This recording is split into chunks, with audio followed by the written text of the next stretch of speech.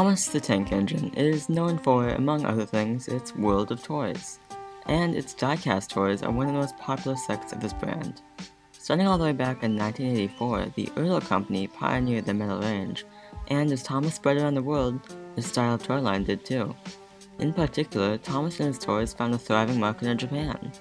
And much like ERTL had done before, Bandai, one of the most well-known toy companies when it comes to Japanese Thomas toys, began its own version of this iconic style of toy train, the Thomas Engine Collection series, or TECS for short.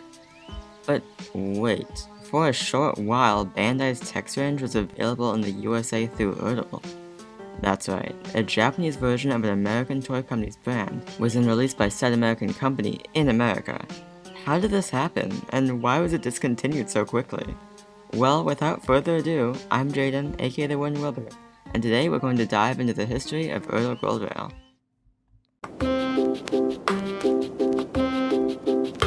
Over 3 decades ago, in 1992, Bandai first launched the TECS range. Its first wave consisted of nearly all of the Season 1 characters, with a few Season 2 characters sprinkled throughout, alongside a couple of playsets. The range presented die-cast renditions of the characters, which, appearance-wise, were pretty impressively rather accurate to the show. They were coupled together by a unique magnet and switch connection, wherein you could turn the switch one way to secure a connection between the two engines, or flip it the other way so nothing connects to it at all. In addition, the models even had moving side rods. Overall, Bandai TECS was clearly an awesome representation of the characters, and had many better traits than ERTL before them. Although, I will admit, the scaling on these engines wasn't the greatest. In this regard, they suffer from the same issue as the ERTL company before them, in which Gordon and Henry are very small compared to the tank engines. However, compared to the many other Thomas brands which also suffer from such inaccuracies, it does a great job trying to match them up regardless. Moving on from TECS, ERTL Gold Rail itself was introduced in the same year as its Japanese counterpart, after Bandai and ERTL agreed to a contract. While at first ERTL releasing a very similar range to its own in the same market seems futile, I believe the reasoning behind this was simply that around this time, ERTL was trying to release new brands such as miniatures, pullback and go, and preschool toys. The ERTL Gold Rail line therefore could have presented itself as a simple way to introduce one of these for ERTL, and for Bandai it simply would have served as a quick option to expand their market. As for what kind of range ERTL wanted to introduce, I would guess perhaps a premium version compared to the originals. I mean, they were fancier models with better features, so it does make some sense.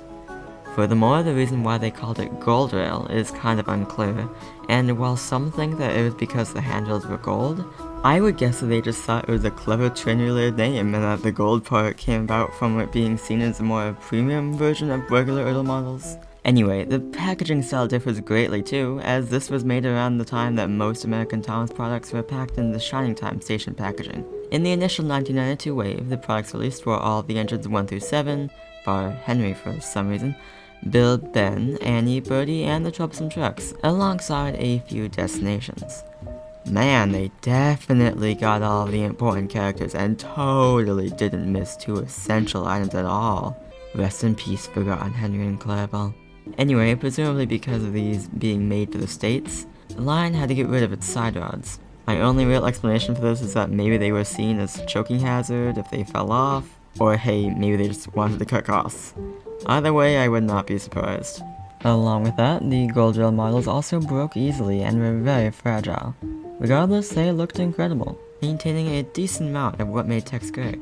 And finally, they still work with their TECS counterparts, as it really was just the side rod's wheel design and packaging that got changed. Anyway, as 1992 turned into 1993, the TECS line continued its path of success, bringing in the rest of the Season 2 cast except Boko! Alongside Oliver, Mavis, a Talking Thomas, and Terrence, who was sadly forgotten the prior year. In Gold Rail, however, the sole model that they released was Clarabelle. Now, of course, this was a momentous event in history, and was quite the win for our Lord Clarabelle. However, as TECS released 8 new models in 1 year, Gold Rail only released 1, and it was both one that they had neglected from the prior year, and one that required very little effort from the creators. No offense, Clarabelle. This inevitably would prove to be a dark sign for Gold Rail's future. And so, as 1993 turned to 1994, TECS continued releasing models as planned, this year getting up. In America though, ERTL and Bandai planned a bold leap forward. They were going to release a multitude of new models, some of which TECS hadn't even covered yet. However, as much as we all would have loved to see models like Oliver, Bolgi, and everyone's favorite Old Coach, these plans never came to fruition. In the end, ERTL and Bandai pulled the plug, and after only 2 years on the market, Gold Rail was cancelled outright. Among the list of characters who hadn't quite seen the light of day in time were Duck, Donald, Douglas, Diesel, Daisy, Mavis, Terrence, Trevor, and, bewilderingly, Henry, who, despite literally being the 3rd engine on the railway and having a production number that would theoretically have meant he'd be released in 1992, was seemingly never let out of his tunnel. So, now that the dust has settled, why did this line suddenly end? Well, the warning signs were apparent for a while. As I stated in the beginning, this was the Japanese version of ERTL. In the US, meanwhile, the ERTL diecast range had already been established and had a good amount of products in its line. Simply, America didn't need Bandai's version of ERTL because it already had the original. And so, even though these models were more detailed, they weren't as popular as the ERTLs, which, I believe, ultimately led to their downfall.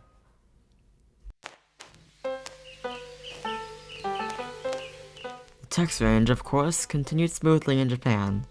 Throughout the rest of the 90s and into 2000, Bandai continued to manufacture a large cast of characters from the first 5 seasons and Thomas and the Magic Railroad.